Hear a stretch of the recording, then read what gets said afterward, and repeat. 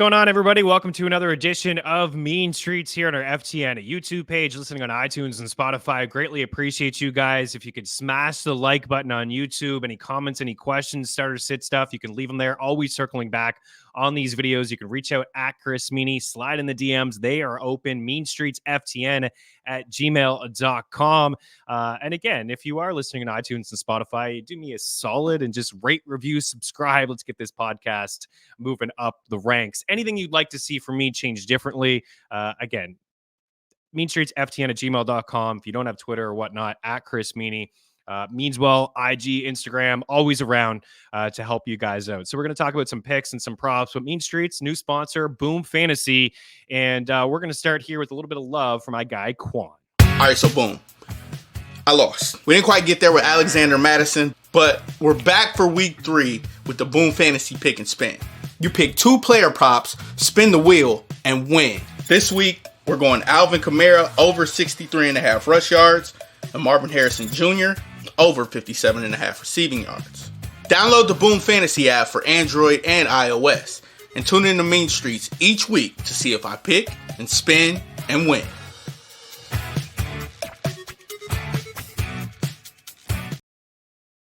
A shout out to Boom Fantasy, promo code FTN. Download their app. A whole lot of fun. We're 3 for 4 so far with the picks. Alexander Madison, what was I thinking? I was thinking that the Raiders would be down in that football game against the Ravens and we'd see some run from Madison through the air. We did not. Instead, we saw a red zone rushing attempt, which he converted for a touchdown. We saw Zamir White be the lead in week 1, and Madison is the third down pass catching back. And we saw White catch 3 passes and Madison have the red zone rushing attempt. They only have two rushing first downs. If Zamir White doesn't get it done this week against Carolina, a team that has just coughed up fantasy points to the running back position, we need to be concerned about Zamir White. I think Zamir White and DeAndre Swift, both guys inside the top 5 in terms of stuff rate over at FTN Fantasy. For Swift, he's number 1 at 37%. That means nearly 40% of his rushing attempts have gone for 0 or less yards, and the Colts have coughed it up to running backs as well. So big weeks for Swift, more so Swift than Zamir. Zamir was like a 7th, 8th round pick. I liked him, don't get me wrong, but Swift was like a top 25 running back. Khalil Herbert was getting some run on 3rd and 4th down in week 1. He had a red zone rushing attempt converted for a touchdown this season as well. So big weeks for those running backs.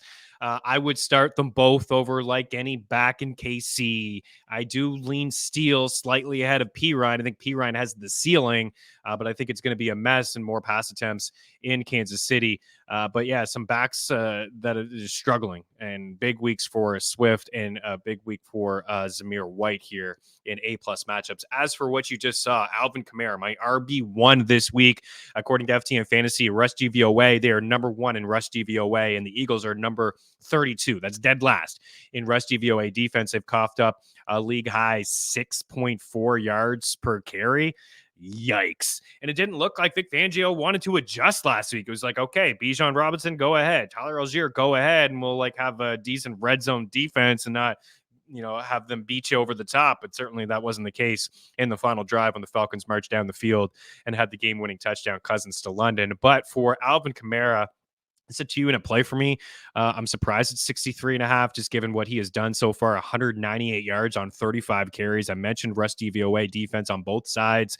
Offense for the Saints, Clint Kubiak running the play action, a lot of motion, running the ball there really well with Fuaga, who's a top pick for them. So the offensive line is playing really good. And the Saints have 91 points in 2 games. Heck, they scored a point, like a field goal or a touchdown on the first 15 drives of the season.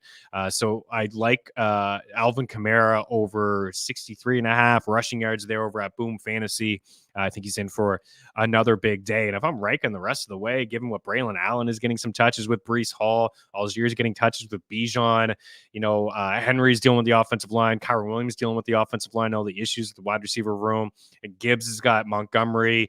Saquon is still highly ranked for me. Jonathan Taylor not catching balls out of the backfield. Alvin Kamara may be like a top 5 back the rest of the way. And he was RB3 last year in fantasy points per game in a PPR setting. So you have Alvin Kamara.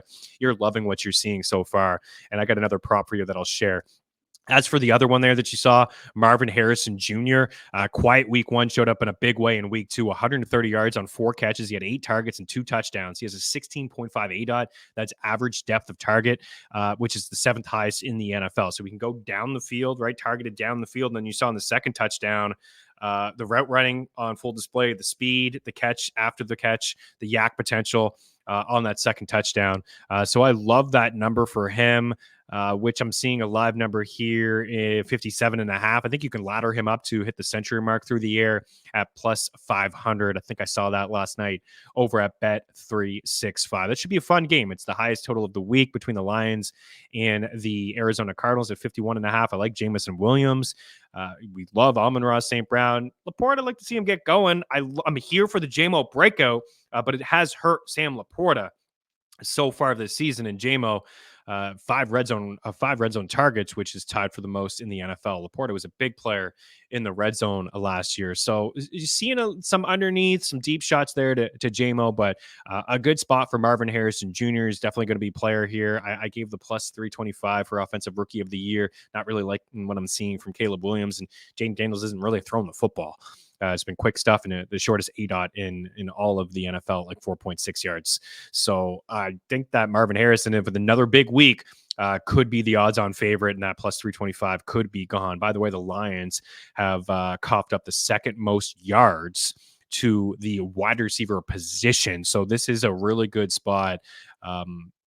Actually, the most yards. My bad. I said the second most. The most yards, and that's why I'd consider laddering him up. So shout out there to Quan and Boom Fantasy. Here are a couple other props that I am feeling here. Some of these numbers may have changed. I'll reference the prop shop. It is your friend. You get the best possible number. For example, George Pickens at BetMGM, I'm seeing 45.5. I see 50 over at FanDuel at like a very similar price. So prop shop free tool over at ftnfantasy.com up at the top, a link inside the description of this video. We were taking George Pickens over 44.5. He had like a 50-yard catch nullified last week. You know, it was a tough matchup for George Pickens last week when you consider he was up against Patrick Surtain, and a tough matchup in week one as well, AJ Terrell, but he did come away with 6 catches on 7 targets for 85 yards. This matchup may seem tough. The Chargers allowed the second fewest fantasy points to wide receivers, but they haven't really played anyone good to start in Carolina and Las Vegas. So I like George Pickens this week. I like the over 44.5. He led the NFL in yards per catch. He could do this on like 1 or 2 grabs. He's clearly the go-to guy for Justin Fields, who hasn't tossed it that much. It's a run-first squad. Saw a little bit more Jaylen Warren last week. Still wouldn't play him. I'd be on my bench. Najee getting majority of the carries. And Fields not running as much as we saw. He's like 11 fantasy points in each of the first 2 games. Would start Derek Carr over him, for example. But I do like this matchup for George Pickens. Just talked about Alvin Kamara, Marvin Harrison Jr., and Jamison Williams, who we were discussing there a little bit as well. You can actually get 50-plus receiving yards as an alternate over at Bet365. A little bit juicier there, but, I get it. You take the 50 instead of the 52. But as I've been saying, a lot through the offseason and through the first couple of weeks. He can do this on 1 catch. He did it in week 1 on 1 catch. He did it in week 2 on 1 catch. Happened right away for him. JMO's been, a beast in the offense. Jared Goff's going to him quite a bit. Then Devontae Smith here at 5.5 catches. I know Lattimore is banged up. I don't care if he plays or not. The offense is going to run through Saquon and Devontae Smith, right? We talked about that on Monday Night Football with the preview there. We had the 4.5 juiced at minus 140. We talked about the over 5.5. He'd get to 6. He had 10 targets and 7 grabs. He's got 14 targets and 8. He's got 14 catches and 18 targets here through 2 weeks and 160 yards. So this number could jump up a little bit in terms of prices, but I like 5.5 catches and think he gets it done there. I got a whole lot more in our bet tracker over at ftnfantasy.com if you're looking for more, but I just wanted to give my top 6. So really feeling the Saints again this week. Devontae Smith on the other side for catches. Jamison Williams, Marvin Harrison Jr. in that high total game in Arizona. And then George Pickens at 44.5 receiving yards in there for George Pickens. Here's what I'm going for touchdowns. We've been actually pretty good in like getting like 50% of them. I wanted to give like just 5. They are listed in order of how I like them. But I know some people like a little bit more. They want some late afternoon stuff. They want some Monday night stuff, Sunday night stuff. Maybe they want to parlay a few things. So Marvin Harrison Jr. at plus 140, Jamar Chase at plus 120. Also like Joe Burrow over 1.5 passing touchdowns. The best number I'm seeing is at Bet Rivers at minus 134. He's minus 160 over at FanDuel. T. Higgins practicing full on Thursday and Friday. Roll out T. Higgins, an awesome matchup against Washington. So I think we could feel good about Burrow, Chase, and T. Higgins. And I would play Zach Moss. Got him as like a low end RB2, more of a flex play option for you. I get sidetracked easy, but since I brought up Zach Moss, like I have him ahead of Rashad White. I have him ahead of J.K. Dobbins, who's been good, but he's got a matchup against the Steelers. I have him ahead of Devin Singletary against Cleveland, Najee Harris, DeAndre Swift, Zamir White. I like Foreman over Ford. The reason I like Foreman over Ford, and I want to put him on this list, but running backs don't have great odds for touchdowns. Foreman's roughly plus 200, which I think is pretty decent odds. Other starting running backs that just don't have the odds, like negative, and I'm just not interested in that. But week 1, we saw a lot of Ford through the air because they were down against the Cowboys. Week 2, a game last week against the Jags where they did control the game, and we saw a lot more Foreman, the lead on the ground, more carries. I think he is going to have the goal line role. I just think it's a mess in fantasy, and you may want to stay clear or sell high on one of these guys should they have a big week 3, because we know Nick Chubb at some point is going to return. As you see there, Amari Cooper at plus 200. I think it's a breakout game for Amari Cooper. If you have Cooper, you're frustrated, don't sell him. It's not the time to sell him. The positive here is that he has 17 targets. The negative is that he's only caught 5 of the 17. He has 27 yards, but this is an A+ matchup against the Giants. It's like top 5 in our wide receiver cornerback matchup tool. He's got the Raiders, the Commanders, and the Eagles. The Commanders coughing up the most fantasy points to wide receivers. The Eagles, the second most points to fantasy wide receivers. So it could get better. There's no David Njoku this week. You hope that Watson can get a little bit better, but the volume is the big takeaway for me. And I like the over 44.5 receiving yards for Cooper. It's just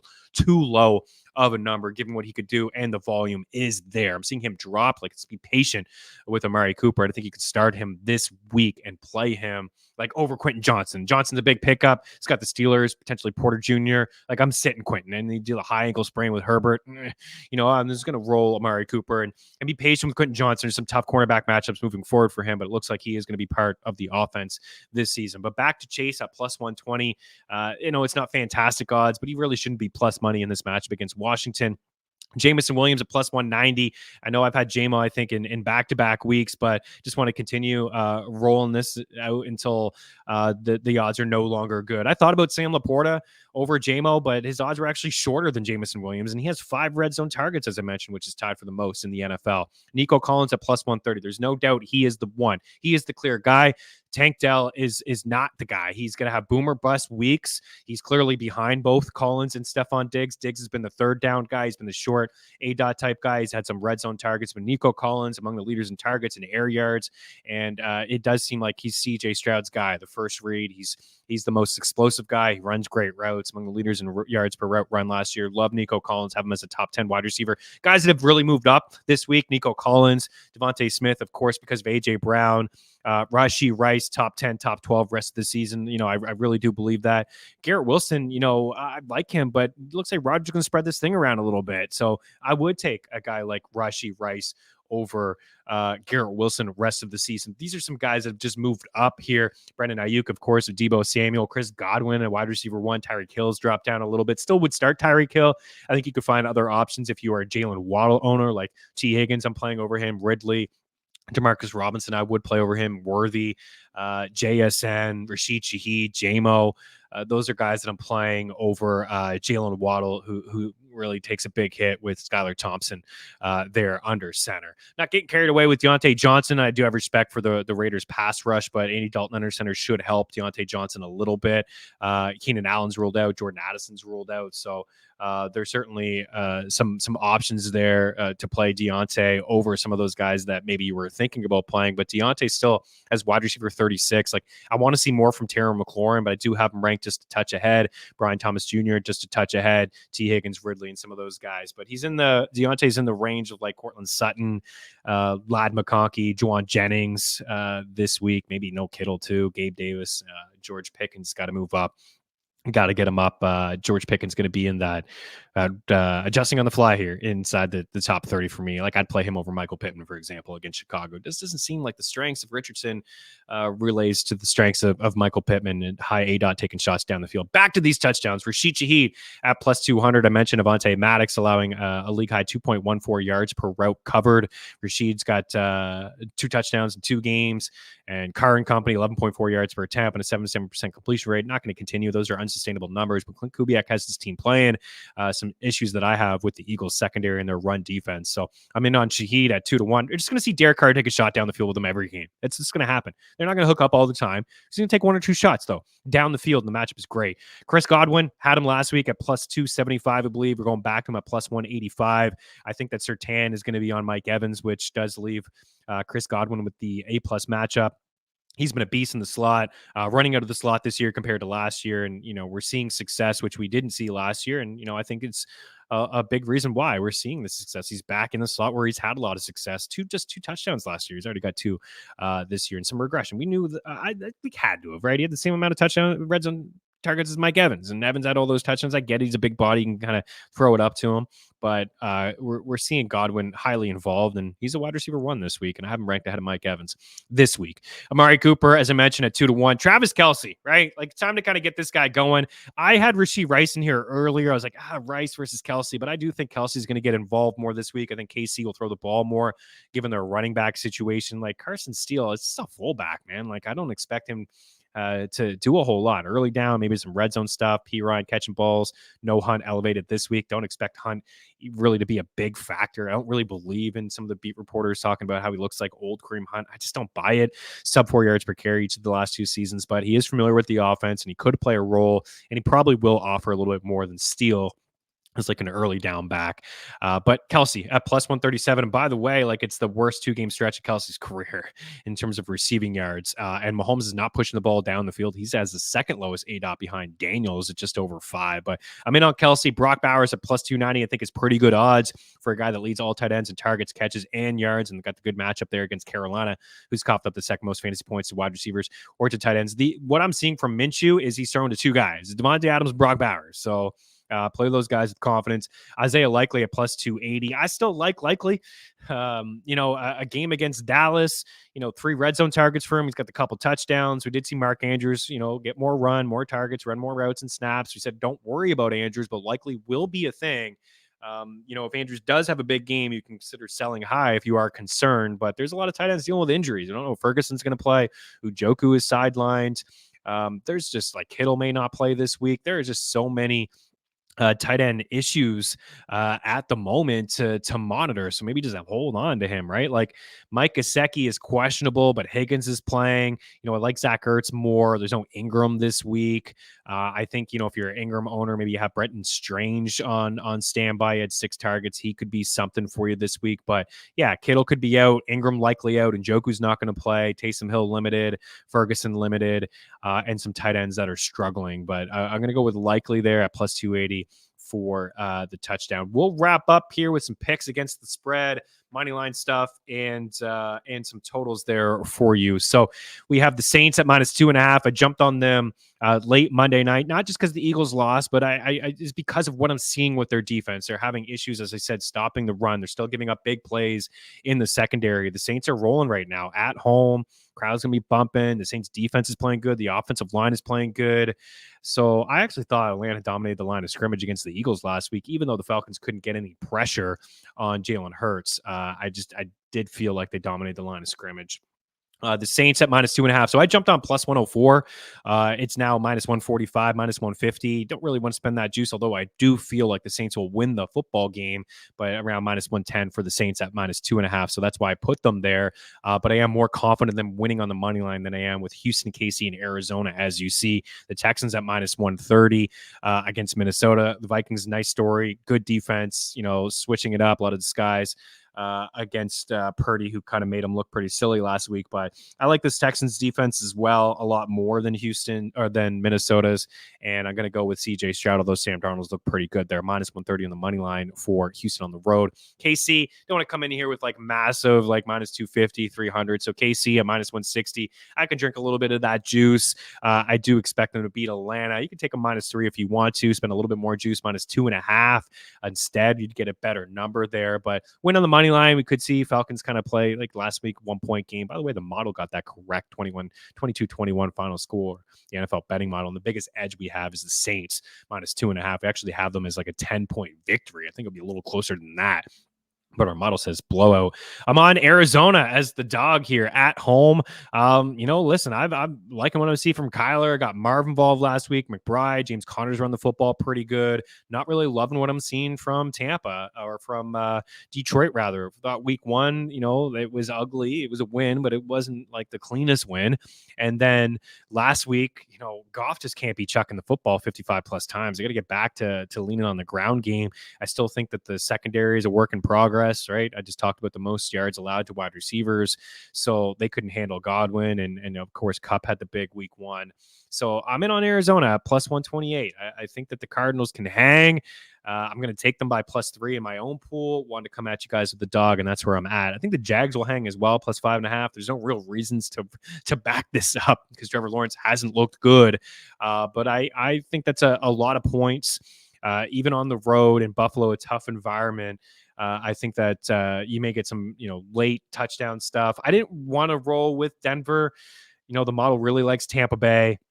I didn't want to roll with Denver as like a dog on the spread at 6.5. I feel like if I'm looking at the spreads and I'm looking for a potential dog to cover, like Chicago and Indy, kind of a coin flip. I got the Browns there 6.5 based on their defense. And I don't expect a whole lot from Daniel Jones. Neighbors, you roll them out, but it could be a tough go for him. Green Bay and Tennessee does sound like Jordan Love could suit up for this game. I'm starting to see a little bit of movement from plus 3 to minus 2. Or from plus 3 to 2.5. I can get by the Packers as well at plus 2.5, plus 3, especially if Jordan Love is under center at plus 125 as a dog there. I do lean Pittsburgh over LA. Again, just looking at some of these spreads, I don't know about the Raiders minus 6.5 against Carolina. I feel like it, but I don't want to really in my own pool. I will pick the Raiders, but I want to try to give you guys some winners. And there is a chance you could get a backdoor cover. The defense actually played okay in Carolina, and you do have Dalton. So Tampa against rookie Bo Nix at minus 6.5, or I don't want to get involved with San Fran right now. The Rams may surprise you, especially if there's no Kittle. Coin flip game between Dallas and Baltimore.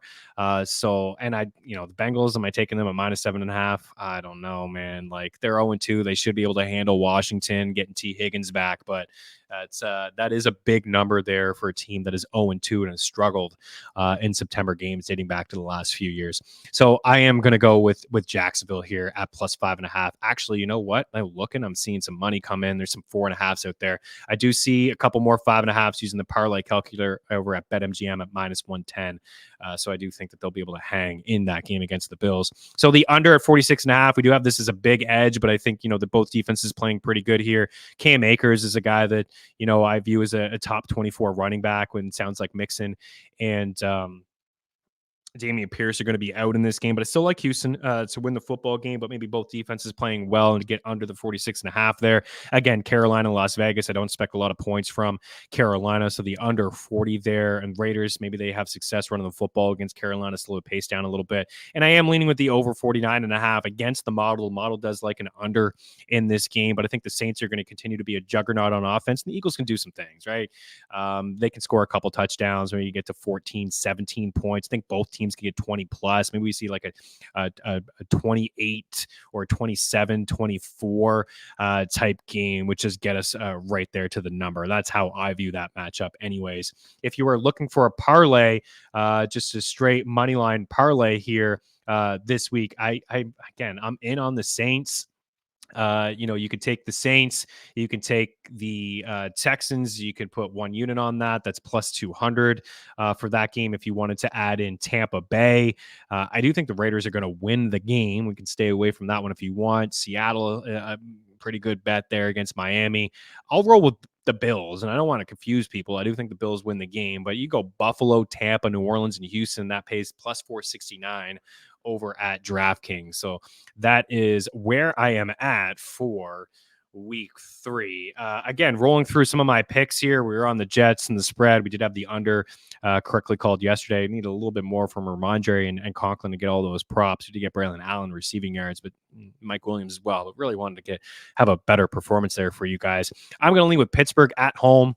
Defense playing really well. True test on how good this Chargers team is to go into Pittsburgh, and the Herbert with the high ankle sprain. And Dobbins, I get you may want to play him, but I have him ranked a little lower than consensus given the tough matchup there. I like Houston, as I mentioned. I am going to lean with Indy at home. Just no Keenan Allen, and not seeing a whole lot of greatness from Caleb Williams. I know it's early, but 50% completion rate, roughly, sack more than anybody. I know Richardson's had some moments on the other side as well, but Taylor running the football, the Colts at home, and Swift getting, just hit behind the line of scrimmage every time he really touches the ball. I mentioned the Saints. I like the Saints. I like the Browns there on the spread. I think we're going to see love. So I'm in on Green Bay. Will Levis, my goodness. If he does that again, Callahan may just walk off the field. I got Tampa there at 6.5. I'm going with Seattle. 4.5, big number, but I am going to go with Seattle there. Charbonnet has a top 12 back. He hasn't been super efficient, but Miami hasn't been good against running backs so far this season. And you can't ignore 19 touches and 5 catches there. And he does have touchdowns in each of the first 2 games. It's kind of saved his day.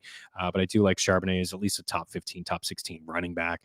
Gonna lean with the Raiders, as I mentioned. It's a big number for the Niners, but I am going to lean with them, just given all the issues with LA there. I like Baltimore on the road. I just don't view them going 0-3.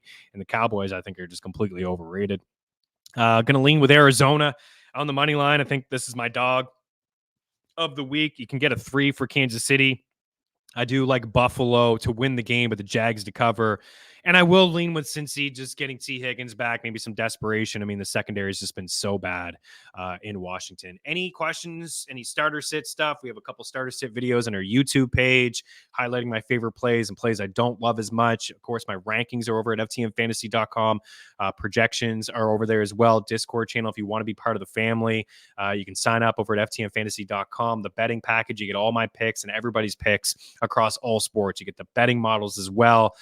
College football has been off the charts. The NFL betting model has been off the charts as well. Both of those models producing winners, which is really nice to see. But the NHL's around the corner. I have a free article over at ftnfantasy.com rolling through all the teams, ads, and departures and fantasy targets and some props and bets that I like over at ftnfantasy.com. So 'tis the season. Once October hits, it's all happening, right? College football, college basketball, NHL, MLB postseason. How about Shohei Ohtani last night? And what else? I mean, you got the big 4, and then you have the college sports there as well. So all picks from everybody over at FTN Fantasy. Any questions, hit me up about the packages or about starter sit stuff at Chris Meaney. Enjoy week 3. Hopefully the winners are your guys's, and hopefully you get a W in your fantasy football season. We'll be back on Monday. Have a good one. Cheers.